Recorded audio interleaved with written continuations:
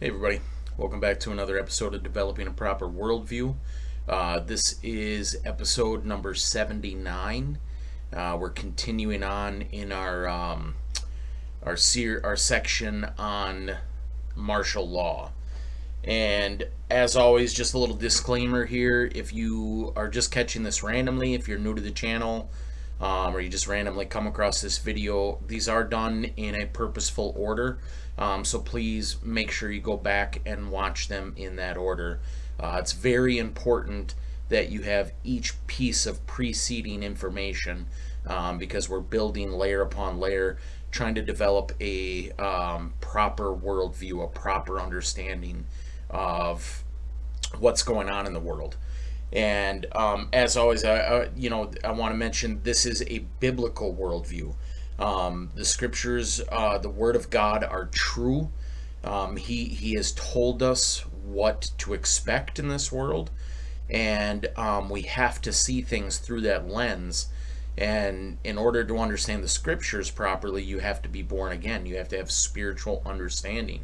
You have to have the spiritual life in you, that's given through Jesus Christ, in order to understand, A, the scriptures properly, and then B, understand the world through the lens of the scriptures. So you have to have that. And in part one, we do that. We lay out the gospel, in the hopes that if you don't know the Lord, you'll come to know Him.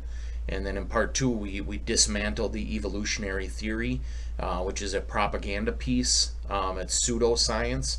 It's not real, and but it's used to discredit scriptures, to discredit the Creator.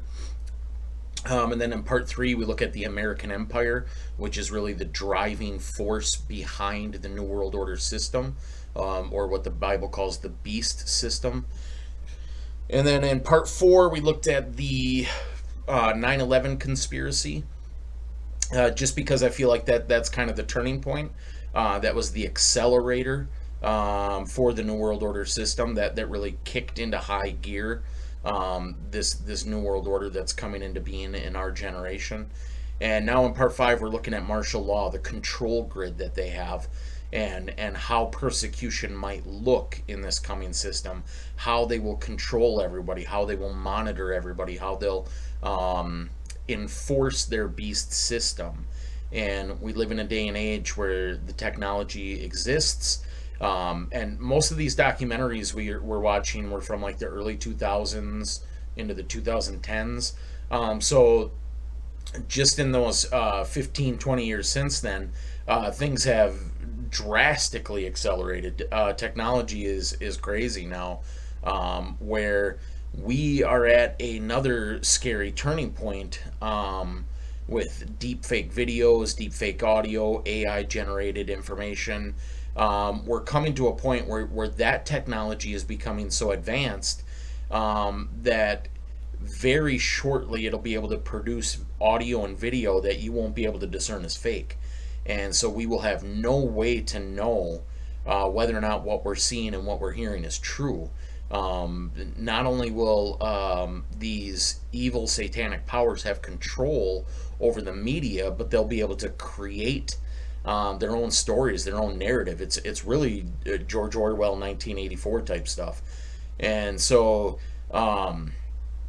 you will no longer be able to trust your senses. If you don't have this foundation laid prior to then, there's very little hope that you'll ever come to, a knowledge of the truth.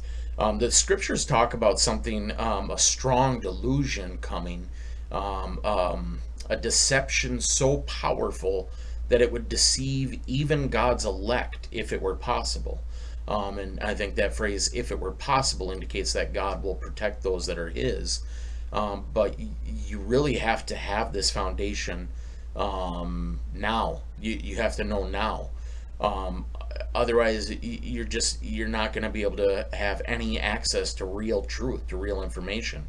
For a while there, from the mid 90s till, uh, you know 2015 or so, somewhere around there, we had a free internet. The radio was controlled probably as far back as the 50s or even earlier. Television was taken under control back then as well. Um, Internet and newspapers even further back. There was a report a while, I think in like the late 1800s maybe, where um, the New World Order system through its various industries and corporations wanted to find out what it would take to control the flow of information in America. And it had discovered that they only really needed to take control over like 18 major newspapers or something like that, because all smaller local papers derived their information from these larger ones. So if they had control of those, they could control the information everywhere. So they took control of the papers, and then they used that same formula. Take control of the radio. If we control the major broadcasters, it's a anybody with independent thought is going to have a very limited range. Um, that's why like survivalists are always big on like CB radio and stuff like that. Um, and then television, the same thing, to the point now where we might have 250 channel options, but they're all controlled by six major corporations. Each of those corporations is part of the New World Order system. So all information coming through the print, radio, or television is controlled propaganda. It's corporate news. It's the information they want you to have. Um, Internet, when it first came out, was kind of free. We had the ability to search and access anything, and a lot of amazing people used that to spread information, to bring things like we're looking into now to the forefront, to make people aware. And I praise God that during that time he woke me up and I was able to just gobble it up. And early on, I realized, okay, this is going away at some point, so I want to have hard copies of all this information. And so I started buying up these DVD documentaries, the ones I could find. And so I've got like a collection of over 200 of these documentaries, and that's what we're doing here. We're going through these piece by piece in an order that I think is most beneficial. Um, but the internet is now being consolidated as well in the same way that newspaper, radio, and television were. Now we're getting these very large corporations that control the flow of information. Virtually everybody uses Google, and even beyond that, like Microsoft and IBM can program that so that we only have access to certain things. Um, so the internet's getting locked down now. They're censoring information because I guess they could control where you can go to get your information. But because we had platforms like social media, because social media exploded, people on an individual basis are able to share information with each other. But now they're locking that down through censorship and blocking and removing. I've had a couple of my YouTube videos removed. So, and it's only going to get worse. And that's kind of what we're looking at in this series here is what this um, technocracy looks like, what this authoritarian, um, evil control grid looks like. How are they going to enforce these things? How are they going to censor us? How are they going to stop us from knowing things and sharing things? And eventually, the scriptures tell us that this system is an antichrist system. It is opposed to God. It is opposed to biblical morality. Um, I don't know if it's accurate or not, but I recently heard this woke movement. The word woke is an acronym for willingly overlooking known evil. Willingly overlooking known evil. Yeah, that's it. Woke. And so that's what we're heading into, an immoral, debased society that hates all regulatory systems on conscience. They don't want to be told what they're doing is evil because their conscience testifies that that's true. They feel guilty. When they see the street preacher out on the sign or out on the streets with a sign that says, adultery is sin, Homosexuality is sin. It pierces their conscience and it registers that truth, and they hate the guilt and shame that brings. Darkness hates the light because light exposes, and so they want to shut that down, and that's what the scriptures tell us. Psalm 2 tells us they're trying to cast off the reins, the control of God, and that control comes through conscience. The Bohemian Club, the occult organization with a lot of these New World Order political puppets, they attend there. They do a ceremony called the cremation of care. They're burning away their care, burning away their conscience. The scriptures call it searing the conscience.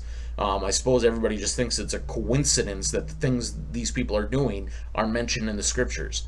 But it's an antichrist system, and so eventually they're going to use all this technology, all this military might, all this financial control to shut down Christianity, to shut down the gospel, to shut down the proclamation of God, and they'll persecute us. They will arrest us and imprison us and kill us eventually as well. So, but we don't fear that. We don't fear them that can kill the body and afterwards they can do no more.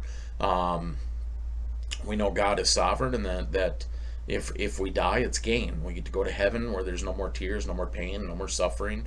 We're in glorified bodies. We get to live in eternal peace and bliss forever. So we don't fear that, but we want to be aware. We want to know what's coming, so that our hearts are prepared, so that it doesn't catch us off guard, so that we don't react emotionally and react in fear, that we react spiritually, that we react sober-minded to these things when they come. And so we're looking into that, and we just finished the Camp FEMA, because FEMA is one of the controlling organizations in America, the Federal Emergency Management Agency. If there's ever a national emergency, or there's something wrong with our government, the continuity of government shifts into FEMA's hands. FEMA basically takes control. So we've been looking into that with the first one, and now we're going to start Camp FEMA 2, which is subtitled Enemy of the State. If I remember correctly, this is the better of the two. So I'm looking. It's been a long time since I've seen this, and I think I only watched it once. So it should be relatively fresh for me. But without further ado, let's jump into it. All right, here we go. Fox News has confirmed that Northcom has a proposal sitting on the desk of Secretary of Defense Robert Gates that would authorize the military to back up FEMA should there be an H1N1 pandemic.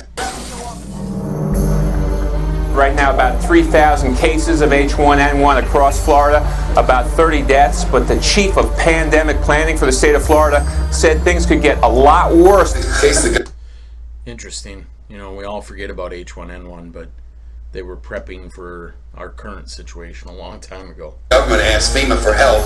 The government will be ready there with the military, we're told. The acting head of the CDC said he fully expects deaths from this infection. We are closely monitoring the emerging cases of swine flu in the United States. And once he declares an emergency, he can authorize non-healthcare licensed personnel, read that to mean police, to vaccinate people against their will. Now, can they force adults to take vaccination? No. They will incarcerate adults without a trial, without charges, without even a search warrant, who refuse to be vaccinated. Yeah, it sounds very familiar.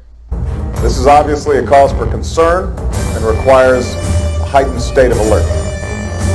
There have been 2 more H1N1 related deaths in Rhode Island. 36 children have died from the virus. 76 children have died from the H1N1 virus since April. The government now believes roughly 8 million children have come down with the virus. The infection is spreading. Well, stockpiling vaccines, closing schools, and letting government employees work from home. Prepare, don't panic. They say the best way to prepare is to have your family vaccinated. The vaccine appears to be... Man, they're mentioning that taboo word quite a bit here, so YouTube might ban this video. Well, we'll see. Suppose I'll just include the link to my Rumble channel in the details. Safe. The Obama administration is considering implementing a new fall vaccination program against the flu. Composed of mercury, and it's been proven to cause not only Guillain-Barré syndrome, but also autism. President Obama has now declared the H1N1 virus to be a national emergency. The White House says the president signed this proclamation last night. It will allow medical officials to bypass certain federal requirements To ensure that we have the resources we need at our disposal to respond quickly and effectively. The bill gives the Public Health Commissioner the discretion to respond to an outbreak like the kind going on in Mexico, to close or evacuate buildings, enter private property, isolate or quarantine people. The idea there that we're going to forcibly quarantine people is absolutely absurd. Is it? Absurd? That's crazy, man. We all forgot about this H1N1, the swine thing. Allow authorities to forcefully enter the homes of citizens suspected of having the virus. The following area is now a military quarantine zone. Please do not attempt to leave your home. Mobile vaccination units are standing by. I believe that the threat of martial law and FEMA camps is a real threat. I believe that our administration and the prior administration has been setting this country, staging the country to pave the way to martial law by creating pandemic scares or whatever it is to induce this hysteria. A pandemic means in multiple regions across borders. If you have one person who's sick in Mexico and one person who's sick in the United States, they can declare a pandemic. But in the people's minds, it conjures up the image of an epidemic, which is in one nation, but generally is associated with widespread numbers of illnesses and deaths. Pandemic scenarios are a convenient and effective way of carrying out mandatory vaccinations and for making the realization of mandatory quarantine camps a reality. The World Health Organization is holding emergency meetings and may declare a worldwide pandemic. At that level, trade could be restricted, sports events and concerts could be canceled, and borders could be closed. They can show up at your house and say, this is a quarantine. That's crazy. They prepped for all this stuff right in front of our eyes, and we all just forgot about it, or at least I did. You know, everything they're talking about, we just lived through. And that question, what will you do? We saw what the vast majority of people will do is bow down and submit. That's troublesome, you know. That means they know they have society right where they need it, right where they want it. You know, there's very little resistance. Area and you have to leave. If you say no, I don't want to, then you're subject to arrest and deportation to a detention center, where then they'll say you need to be inoculated. And if you say I don't want to be, you can be forcibly inoculated, just like under the Freedom Commission. They're talking about education, and it's quickly getting to the point to where if you choose not to inoculate your children, they can have legal sanctions against you. The basic problem here is that this is just makes a mockery of freedom. There's a lot of what if going on here as well. You know, Absolutely. what if gun control? What if martial law? What if they disrupt the chain of command? Is there any proof on either side of anything going on? Absolutely none whatsoever.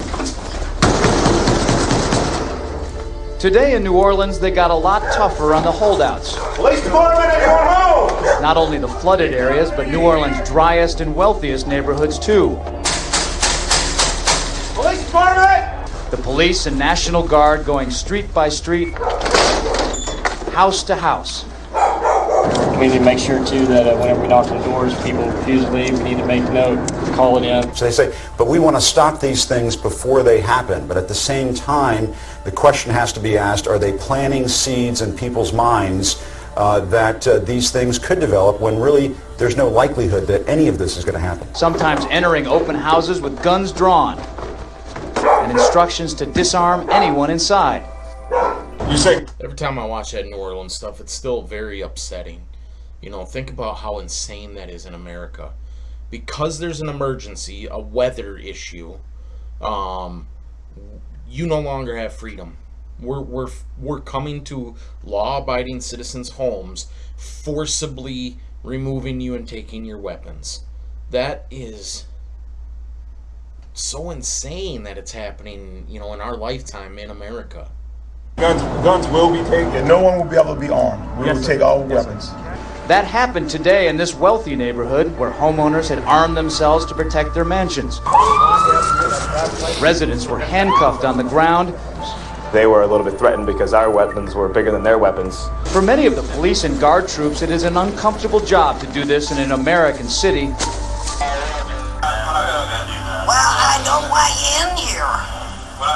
I don't want you in here, period. But there's a mandatory evacuation. I know all about it. All of a sudden, they were banging on the front door, the side door, and the back door. They said, let us in. Patty tried to explain.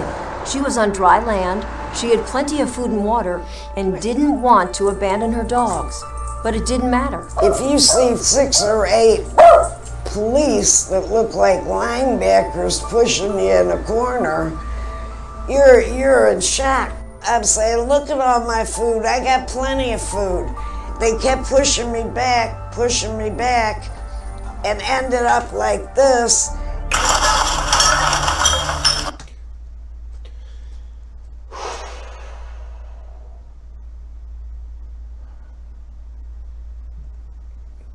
It makes me furious. Look at that man. This frail little woman. For real? You're just gonna, what an evil, ignorant,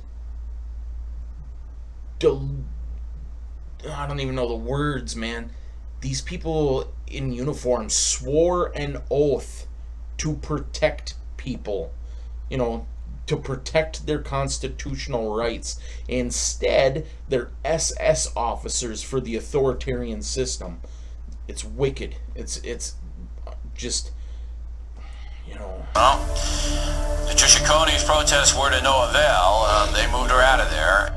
We've activated our National Guard and our statewide fire and emergency services, and we're going to be bringing those in to relieve the city forces as the afternoon goes on. Also in Massachusetts, the legislature is acting rapidly on a bill updating what the state can do in a public health emergency.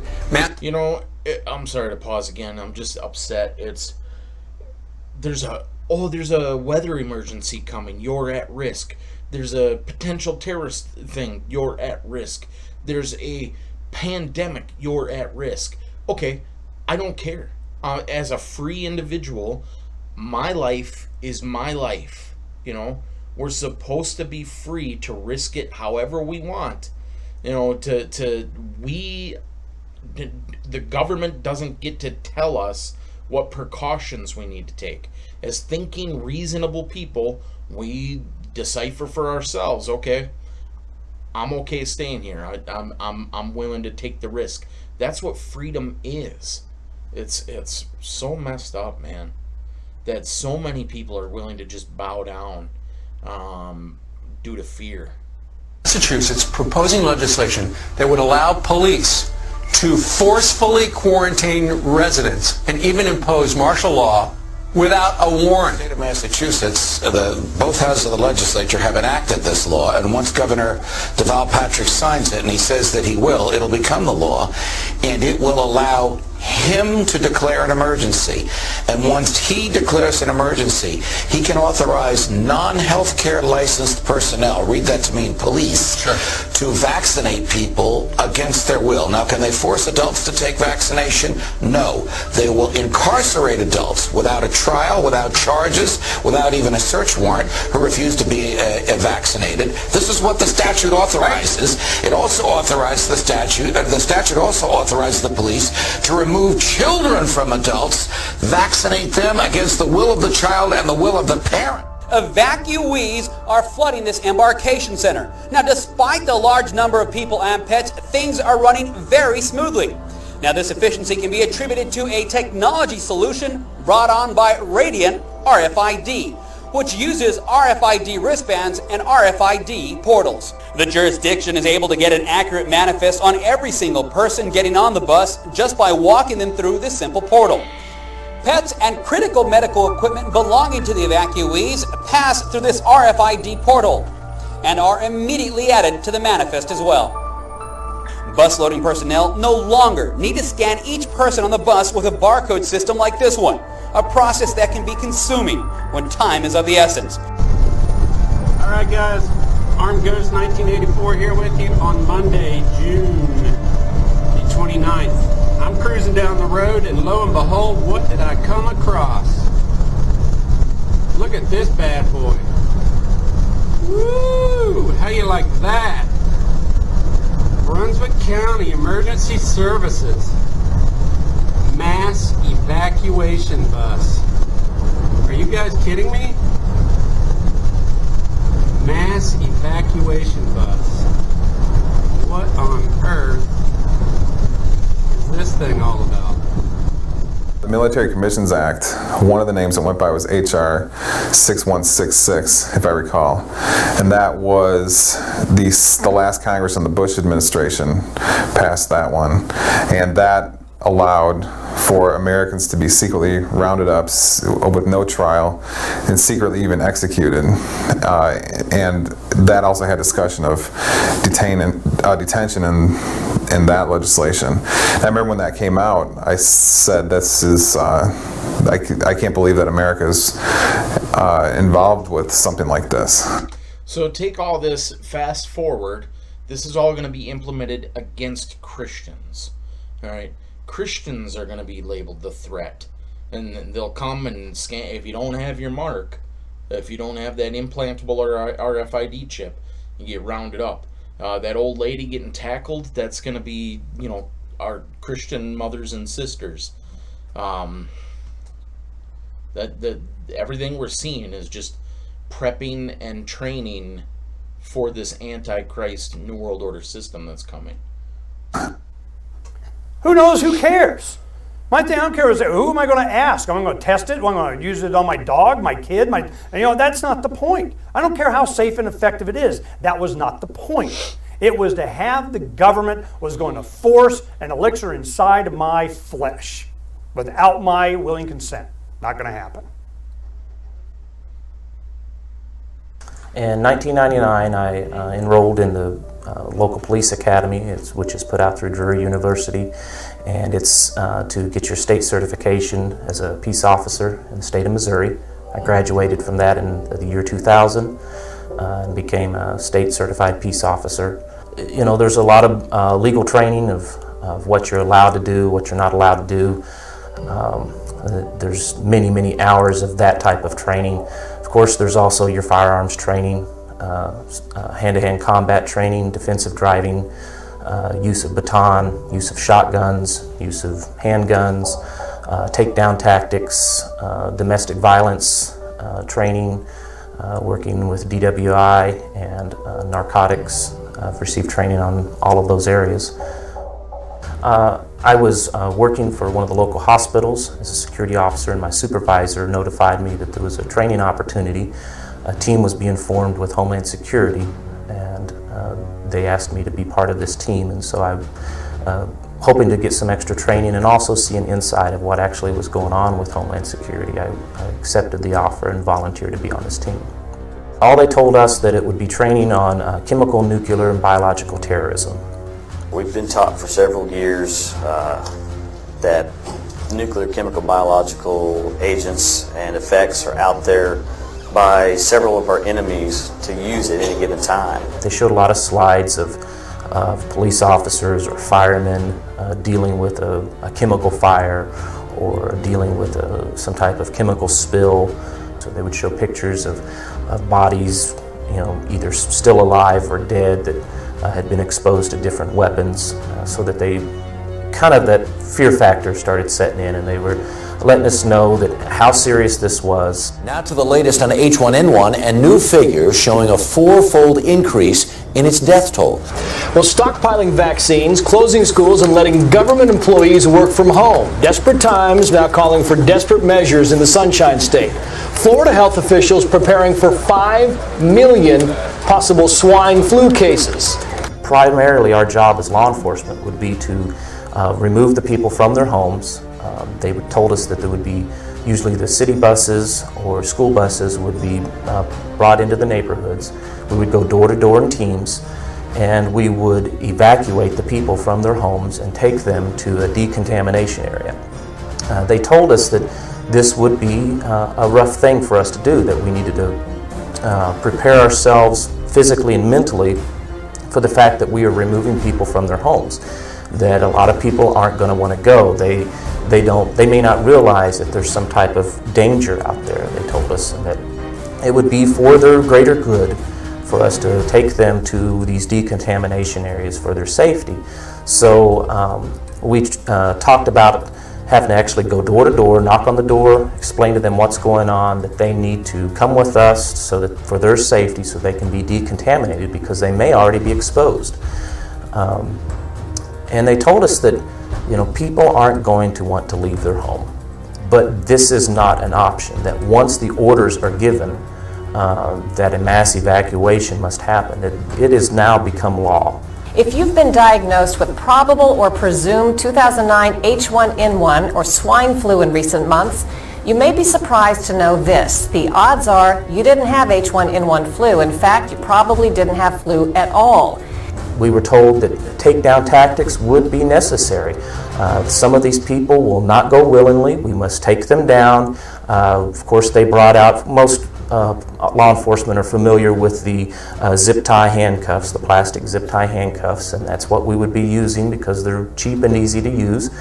And take someone down, handcuff them, remove them out of their home, and place them to the bus that would be awaiting on the street to take them out. They also talked to us about the fact that a lot of homeowners have a weapon in the home, especially in this area. I mean, this is southwest Missouri, so there's a lot of, it's a fairly gun-friendly state, and they warned us about that there's going to be homeowners that may have a gun in the home or may have a gun on their person. So be prepared to use tasers, pepper spray, and possibly even lethal force. But there were 4 of them with rifles and holding on us with our hands in the air until they got in our boat. So they got on the boat and they asked us, do you have any loaded weapons? Yes, we do. They're in the 2 back compartments. Wayne went to show him where the gun was. And he screams, don't touch it, don't even move, I'll get it. We've removed them from their homes. We put them on a bus. The bus goes to a designated quarantine area, which might be the local hospital, it might be a local church, might be the local school or local community center. The buses would pull in, there would be armed security already there. We would remove the people off of the buses and they would get in a line in front of that tent, and that's where they would go in to be decontaminated. Local, state, federal, and private agencies, they are all taking... I would just caution Christians, have an escape plan. Especially if you're in a large city. If there's any indication that we're heading towards martial law, one of the first things they're going to do is lock down major highways. So you're not going to be able to get out. Have a plan for that. You know, as soon as you see something going down, be ready to go. Have a to-go bag and just go. Have an escape from your home if they start going door to door. Leave, flee. You know, don't stick around. Once you're on that bus, it's over, man. It's don't stick around. You know, have a plan. Lord willing, this won't happen in our lifetime, but you know, it's possible. Yeah, the plans are in place and the technology is there, so just be prepared, be smart, be wise. Taking part in a week-long domestic emergency response exercise. They're testing their ability to respond to multiple disasters in the Chicago area. Our job would be to go around the building, find every exit, and make sure that it's secure with chains and padlocks, so that there would only be one entrance and one exit only. You're looking at behind me is the triage area that is being set up to deal with the victims. The people get off of the buses, we line them up. Then they told us, and this was the part that really started bothering me, that before they can enter this decontamination area, they must be stripped naked so that they could be decontaminated. And they said that, you know, people are not going to want to do this. It could be snowing outside, it could be sleeting, it could be raining, it does not matter. They must be stripped down naked. An officer on either side of the line, right at the entrance of these tents, armed, ordering someone to remove their clothing. If they did not remove them, they were taken to the ground, handcuffed, and the clothing would be removed by force. So they're stripped down naked, possibly handcuffed, and then it's inside of that tent is going to be like an assembly line of sorts. You've got 2 or 3 different stations. The first one, they come in and they hose them down. Now, everyone working in this, and these are going to be your medical staff and your first responder staff, and they're in moon suits, non-rebreather moon suits.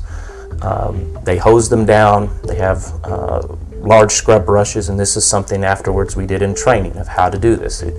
You'd have a bucket with, you know, soap and water, and they would clean you down. They would go to the, you know, kind of move you down to the next person, and they would rinse you off. Next person would dry you off. And then at the end, you would receive a vaccination. They specifically told us that there would be, most likely in every scenario, there would be vaccinations given, because they don't know what you may have come in contact with. Now, did they go into detail of what that vaccine would be? No, they did not. But they did say that there would be vaccinations, and then they would receive clothing, which most likely would be some type of jumpsuit or hospital-type scrubs like you would see at a jail. They are given those, and then they're escorted inside the building where they will stay. That they would be there until released by the local government, or they would be there until they would be removed to transfer to another more secure facility. They didn't go into detail of what type of more secure facility, but I guess you could use your imagination of what we're talking about. And I'm sitting there, and I was trying to figure out, I'm thinking, why the vaccinations? I mean, there could be some things if it was a pandemic virus. Maybe I could see that, but most vaccines need to be given before you're exposed to the virus for them to work. You don't get the flu and then get the flu vaccine. It usually doesn't work that way. It's usually beforehand that you have to get it. But they said several times that at the end of this decontamination line, you would be given a vaccine, you would be given clothing, and then taken into the quarantine area.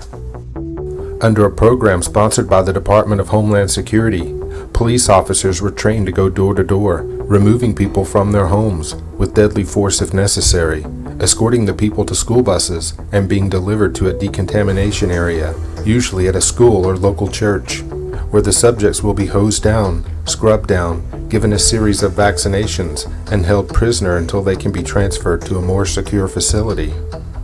The Department of Homeland Security has these programs embedded in the policing communities across the United States, just waiting for orders to be given. First of all, there is no constitutional validation for rounding people up, detoxing them, mandatory vaccinations, and then sending them to secure facilities. I mean, that whole description is exactly what they did to the Jews during the Holocaust. I mean, we round them up, we, give them group showers, we give them mandatory vaccinations, and, at the end of that tour, they put you in ovens. I mean, waiting until you're walking into the oven, that's too late to complain. If you didn't complain a lot sooner than that, you lose. Months before the swine flu vaccine was even released, we were receiving reports from across the United States that public schools were forcibly inoculating school children with the seasonal flu vaccine, telling parents it was the law. They're doing vaccinations in the schools, there are clinics in the schools, there are nurses in the schools. When parents went to court, they found out that it wasn't the law, and the schools then backed off saying, it was just an accident. Now we're seeing a replay of that, where schools across the United States, from Kentucky to New York, are forcibly inoculating children with the H1N1 flu vaccine, even when their parents have instructed them not to do so. And again, when the schools get caught, they say, oops, we made a mistake. What's happening is, in years past, there's been a massive backlash against the hundreds of vaccines that are being pushed against the population. The Gardasil shot for supposed cervical cancer, the MMR, the rising rates of autism from 1 in 25,000 20 years ago to 1 in 96 today.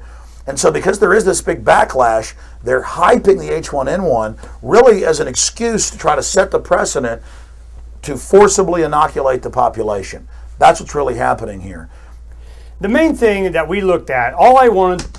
And that's all a precursor to the mark of the beast mentioned in Revelation 13, where they're going to forcibly...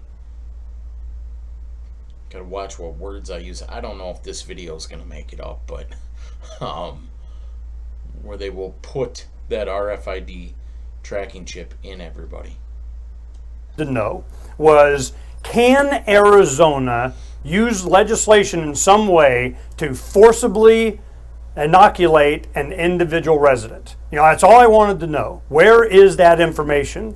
Finally, we did get a call. I got a call at home, as a matter of fact, from a representative from the Arizona Department of Health. And what they said was, they go, yes, there is a plan. And they finally gave me on the net where it was. So I went there and I started looking at it. What they had done is they had a mechanism in place waiting for a declaration of emergency from the federal government. At this time, you remember that the World Health Organization was giving us the highest rating. The entire planet was going to fall ill. Well, that didn't really happen. It was just a trigger for the national government here in the United States to declare a national emergency. That triggered the ability of the governors to be able to declare a state emergency that would enact a bunch of provisions in this plan. Well, part of this plan is that they would have forced inoculations. We preempted it by going out and doing a lot of video, talking to a lot of people, and making sure that we were in support of the first responders not being inoculated. Support first responders that say no to mandatory shots.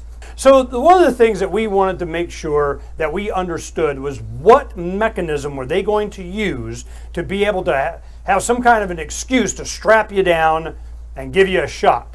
Well, we found it. What they did is, in place, as there already is for extreme DUIs, people that are alcoholics and drive automobiles, they have a court system and a treatment system in place, to where you go to the court system and a judge can order treatment. Well, that court and that medical care is what they were riding on in order to be able to have a mechanism of people in white lab coats to be able to give you a shot.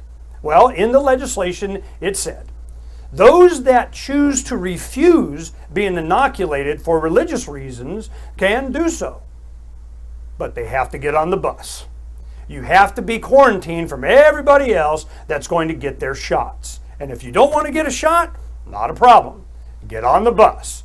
This gives them the ability, one single unelected official gives the ability to strip you of all of your rights. You can be taken into custody for purposes of treatment or examination. You can be forcibly vaccinated against your will. I mean, the cops would come to your house, take you away, and people would forcibly vaccinate you. You could be put into isolation or quarantine at one of these facilities, and like they said, there's no big sign out front that says FEMA concentration camp. Well, interesting, what else the vaccination could do is they could chip you. They could put in that vaccination, they have chips so small that they can go inside those vaccinations. That could be another thing they could be doing, is saying, oh, we want to give you this H1 vaccination to save you from some disease, but really they're doing... That's, what they did recently with the... I don't want to say any words. So, with a particular version of the polk, and I don't understand the science of this. It's all, beyond my pay grade, but a very, very rudimentary understanding of what was happening is it would slice out a portion of your DNA and insert itself. So it becomes part of your DNA or whatever. It becomes a part of that. It's a protein that becomes a part of your DNA system. It would remove part and put itself in. And the thing I was reading said that they have it so that individual companies can copyright this stuff. It's actually, it has information in it so that, like, when scanned under a microscope or whatever, they can identify it as coming from X company or Y company.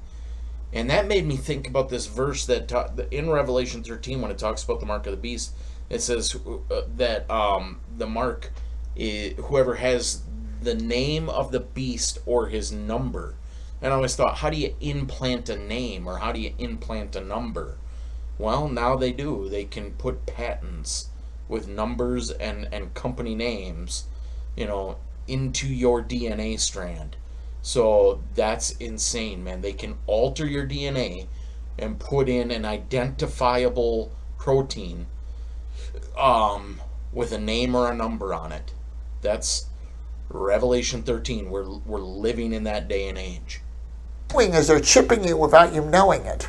There's a lot of people out there that may be critics of the Marines actually doing training in American cities. The posse comitatus question and that type of thing. What are your thoughts on house-to-house gun confiscation, or if the Marines would ever have to do that in America? I really don't want to speculate on that. I'm a corporal in the Marine Corps. Posse comitatus applies to law enforcement, and that's not something that the Marine Corps is in the business to do. We are America's 911 force in readiness, especially in the 26th MU. We train on American soil in order to prepare ourselves to deploy into the rest of the world. The reason we're here is for urban training to use wherever we may need it. The federal requirements that are being waived for the H1N1 national emergency is the First Amendment to the Constitution, which is all about civil rights, life, liberty, pursuits of happiness, freedom of religion, and equal protection under the law. All of these are being trumped by this declaration of national emergency by the executive office, which actually follows suit with states' model state emergency health powers acts that have been advanced throughout the states to virtually do the same thing. The Model States Emergency Health Powers Act was presented to Congress in 2001. The purpose of it was to update public health laws, and it was right after the anthrax scare, and so bioterrorism was an aspect of that. The thought was that we needed to modernize our public health laws for new considerations like bioterrorism. The purpose of it was to create a template for the states to give to the state legislators to update, modernize, or harmonize their laws. And of course there was financial incentives added to that. As far as I can tell, most states have adopted them in full or in part.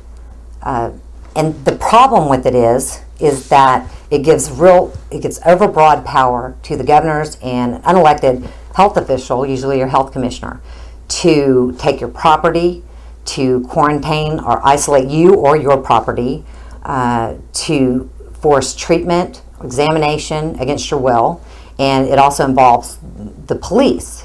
In Oklahoma, the commissioner may issue an order for the examination of any individual under the suspicion or confirmation that said individual has a communicable disease. So in other words, on one man's word that he suspects you have a communicable disease, you can be taken in and examined against your will, and then it goes to treatment. The commissioner may issue an order for the treatment of any individual suspected or confirmed to have a communicable disease. The commissioner may also order the treatment of any individual or individuals exposed to certain infectious agents. So in administrative rules, we find that the Commissioner of Health, who's an unelected official, he can issue an order for examination of any individual or group of individuals based upon suspicion or confirmation that they've been exposed to a communicable disease. Treatment, they can order upon suspicion or confirmation that someone's been exposed to a communicable disease, they can order the treatment, and it just says treatment. It doesn't define that. So based on the health commissioner's idea of what you need to be treated with, it could be a vaccination, it could be anything. Isolation or quarantine, they can isolate or quarantine you based on suspicion or if you're reasonably known or suspected to have a communicable disease. Quarantine, same thing. And another thing that is really worrisome about this is that private property. I think your body is probably the most private property that you own, and that's out the window, but so is your real property. So the commissioner may issue an order to quarantine a facility, a complex, a campus, so any premises basically. They can shut it down. Property, people, everything. When they made preparations for mandatory vaccinations, this was done by Homeland Security with every state. Calves are the source of smallpox vaccine. Cattle are subject to a weakened form of smallpox called cowpox. Large quantities of vaccine are produced by infecting healthy calves like this one with live cowpox virus. The virus multiplies rapidly, and by the 5th day, crusts have formed on the skin wherever the calf was infected. These crusts are collected. They contain the live germs which will serve as vaccine for human beings. Glycerin is added as a preservative and to provide a vaccine in fluid form. From this mixture, individual doses of the vaccine are prepared. The vaccine may be supplied in a capillary tube like this and applied directly to the skin from the tube. The feds were already quietly hyping the fear in local governments in January of 2009, 4 months before the outbreaks began in Mexico. But even in Mexico, you only had a few deaths. Why was all this fear being generated by the mainstream media? The Obama administration declared a public health emergency after 40 cases of swine flu were confirmed. This is obviously a cause for concern and requires a heightened state of alert. And the US has started to test a swine flu vaccine on children and adults. There's a bit of a rush to test a new flu vaccine. Now, like you said, about 12,000 children in Oklahoma are going to be tested with this vaccine to see what the side effects are going to be. And like you said, here in the United States, we call that being a guinea pig. They basically use the scare tactic, which I call the Chicken Little theory. The Chicken Little theory is the sky is falling. They keep saying the sky is falling, the sky is falling. And the media, which is part of the problem, because the media is basically a spokesperson for the U.S. government. It tells the people whatever they want to hear. And the government basically uses the Chicken Little theory by telling the media, this is what's going to happen, this is what's going to occur, and then the people get scared. They say 36 children have died from the virus in the United States. 7 of those children under the age of 5. The average age, 9 years old. 76 children have died from the H1N1 virus since April, including 19 in the last week alone. We've learned that there have been 2 more H1N1 related deaths in Rhode Island.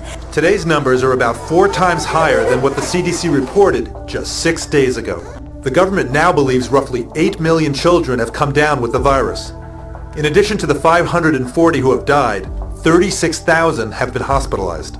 The Centers for Disease Control this past week quadrupled its estimated H1N1 flu virus death toll to roughly 3,900. More than 4,000 Americans have died after coming down with H1N1. U.S. public health officials say they are now moving forward aggressively, preparing for this flu epidemic to become much more severe. The acting head of the CDC said he fully expects deaths from this infection. All of the media hype and fear-mongering that we've seen worldwide associated with the pandemic of 2009-2002 with the H1N1 novel flu virus has been completely unwarranted. The regular seasonal flu kills over 36,000 people according to the CDC. There had only been a few deaths in the United States when a worldwide pandemic was announced. So you have to ask yourself, why all the hype? We're just hearing from CDC officials that... It's so crazy. All this happened in 2009, and we just lived through all this. Like, we were warned. You know? Dr. Ian Schuckett said that they are seeing a decline in the number of H1N cases on the national level. In short, only a small fraction of cases that doctors flagged as most likely to be swine flu actually tested positive for swine flu at state labs. The vast majority of the cases were negative. A 4-year-old Rochester boy is recovering tonight after nearly dying after being vaccinated for H1N1. Now, the Centers for Disease Control says the H1N1 vaccine, like any medicine, could cause a serious allergic reaction. We've taken no shortcuts in terms of safety, and we're rigorously monitoring for any potential problems with the vaccine. You know, during this H1N1, that's one of the powers of the internet and information. We started finding out that around the world, we were having all kinds of problems, including, you know, almost impossible to sabotage labs that were sending out vaccines that had stuff that it wasn't even possible for those factories to be able to put in there without sabotage or intent. What was the intent?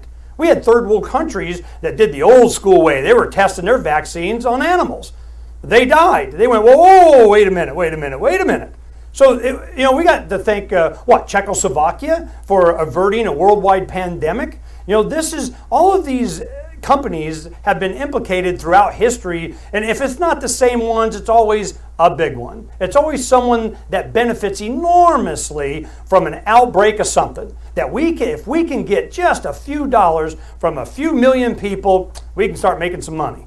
All this collectivized medicine, collectivized cures, collectivized prevention, that is the problem. It's just the mere philosophy that we can take care of the herd, and they think that way because they think of us as livestock. A new survey shows that 1/3 of British nurses have said that they will not take the swine flu vaccine because they're worried about the possible side effects. I know from talking to people in the research community, even scientists who helped develop the vaccine for smallpox are saying they're not going to take the vaccine and urging their friends and family not to take this vaccine either. Now, the swine flu vaccine from back in the 1970s, which is supposed to be pretty similar to the one that's being offered today, has been linked to a neurological disorder called the Guillain-Barré syndrome. Well, contained in the vaccine is a component called thimerosal, which has been proven, half of it is composed of mercury, and it's been proven to cause not only Guillain-Barré syndrome, but also autism in young children. Would you give it to your kids? I definitely would not. You would not, all right? And in fairness, I've talked to 3 doctors in 3 days now, and all 3 have said absolutely they would give it to their kids. They intend to give it to their kids. They're going to take it themselves, but you say no. I definitely would not. I've seen it devastate people with chronic fatigue syndrome, fibromyalgia, highly implicated, again, in autism. I think you're rolling the dice. It's a proven neurotoxin, has 25,000 times the level of mercury than would be considered toxic if it was a food or water. The military is expected to put together teams across the country to deal with a possible outbreak this fall. Did you hear that, Jessica? The military. I mean, they have some serious concerns about what's going to happen in the fall with this flu. Because we'll have 2 flus at once, obviously, regular old every year flu, and then this, pig flu. That H1N1. In case the government asks FEMA for help, the government will be ready there with the military. We're told it's as health officials race to get vaccines ready. We are suffering the exact amount of tyranny that we're allowing.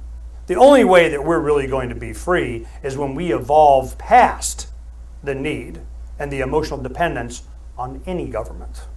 The United Nations bragged that the H1N1 flu pandemic was a great drill, a global exercise preparing the planet to go under United Nations control, and that all the major signatories to the World Health Organization agreements on flu pandemic were now under UN control.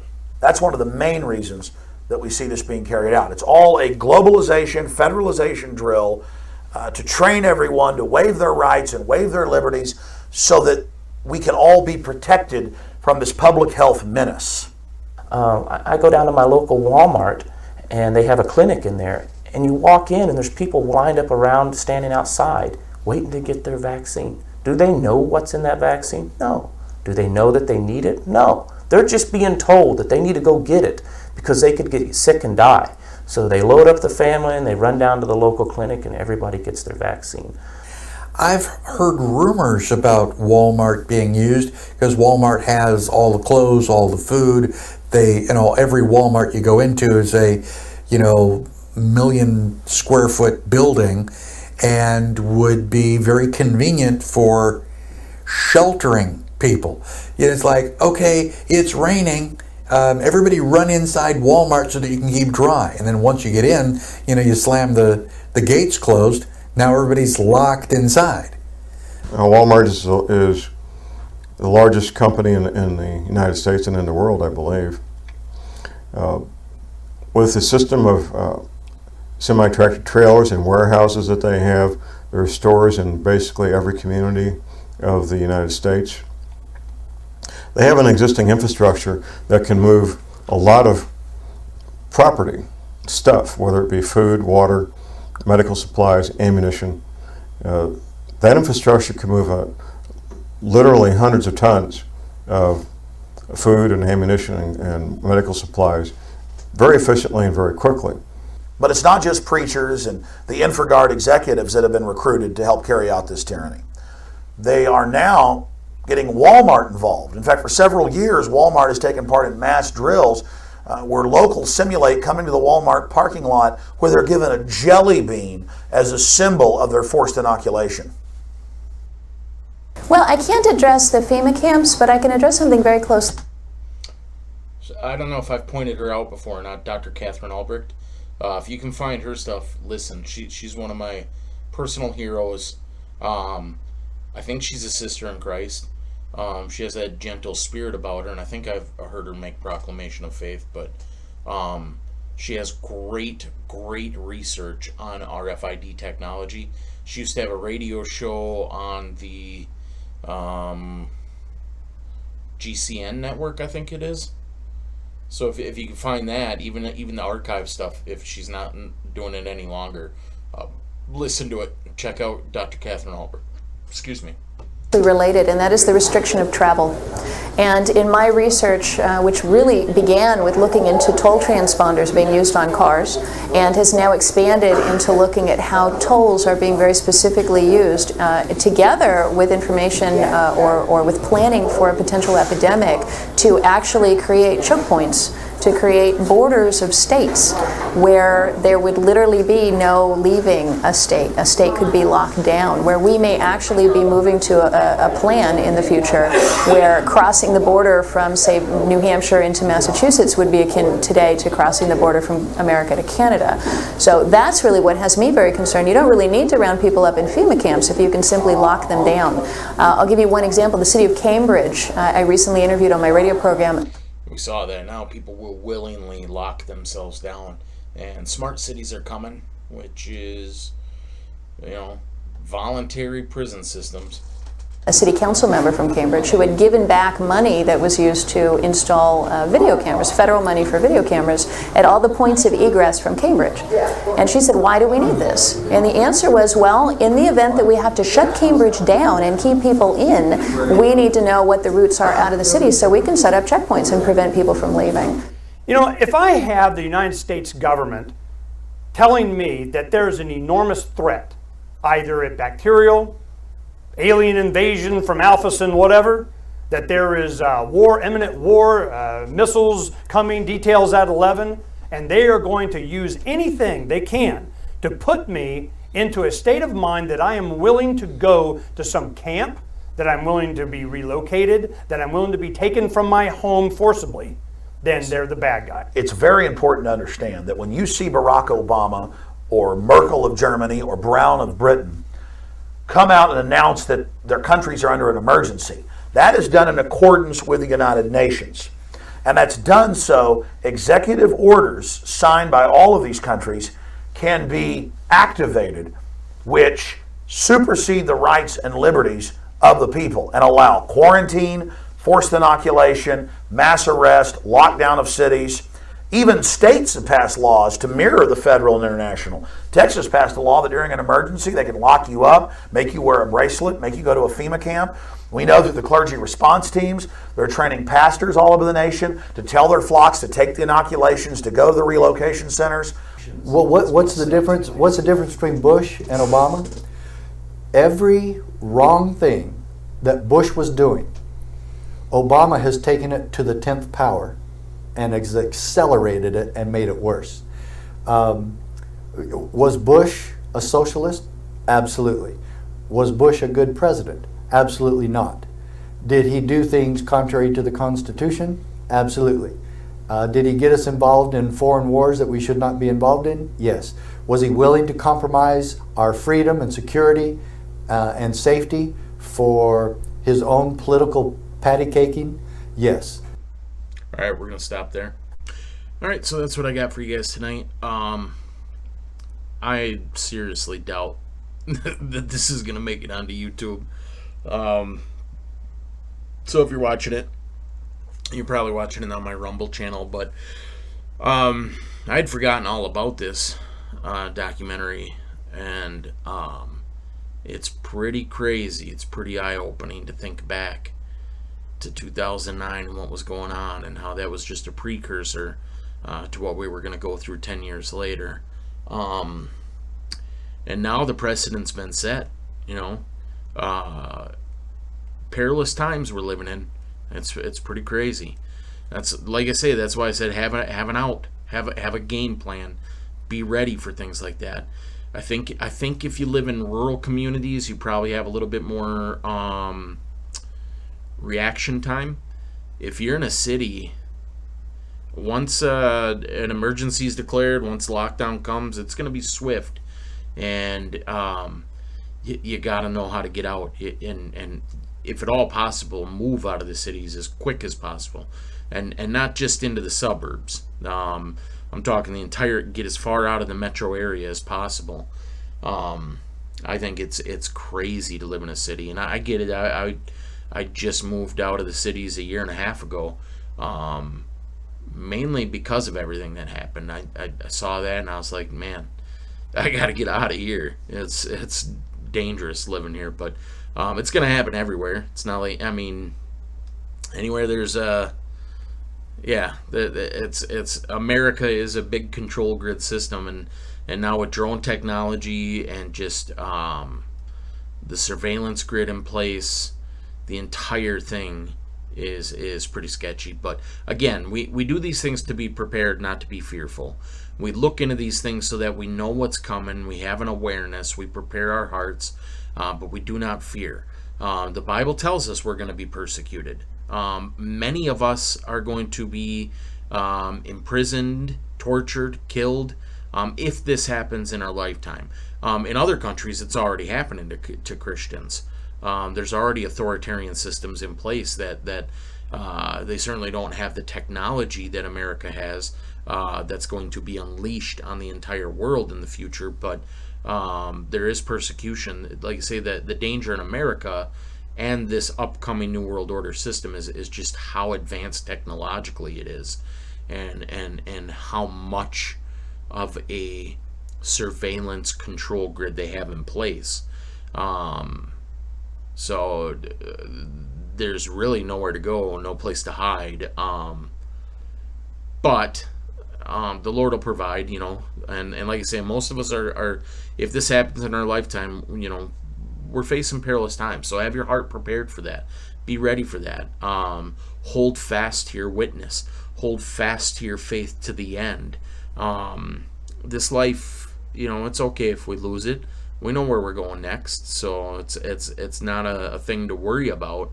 But like I say, we do want to have our hearts prepared so we're not caught off guard. But anyways, I'm going to wrap up. As always, I truly appreciate you guys watching. I love you, and Lord willing, we'll talk to you next time.